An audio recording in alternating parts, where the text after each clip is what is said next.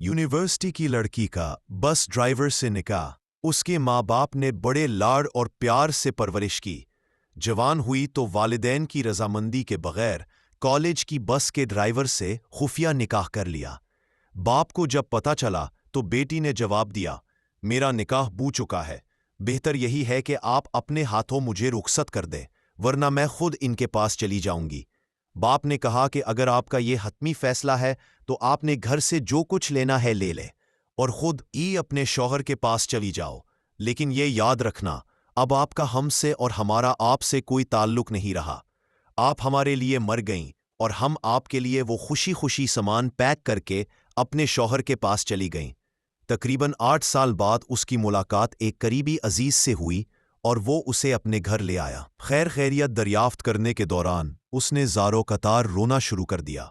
वो समझा कि शायद घर के हालात सही नहीं होंगे, वालिदैन की नाफरमानी और जुदाई का पछतावा उसे लाया जा रहा होगा। तमाम घर वाले उसे दिलासे देने लगे और रोने की वजह दरियाफ्त करने लगे।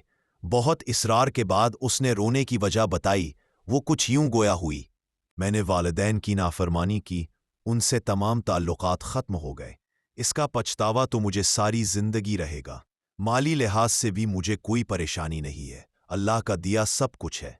लेकिन मेरे लिए जो सबसे ज़्यादा तकलीफ दे बात है वो कुछ और है। मेरी सिर्फ एक ही बेटी है।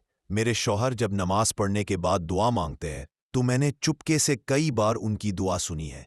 वो रोते हुए और गड़गड़ाते हुए अल्लाह पाक से सिर्फ एक ही दुआ मांग रहे होते हैं, या अल्लाह मेरी बेटी माँ पे ना जाए, या अल्लाह मेरी बेटी माँ पे ना जाए। ये अपनी माँ की तरह घर से भाग के कभी शादी ना करे। ये अपनी माँ की तरह अपने वालिदैन की इज्जत को कभी रुस्वा ना करे। ये दुआ तमाम लड़कों और लड़कियों के लिए एक पैगाम, एक 10 नसीहत और एक ऐलान है। अगर कोई समझे तो अल्लाह पाक किसी भी माँ बाप को अपनी औलाद की रुसवाई से बचाए। आमीन।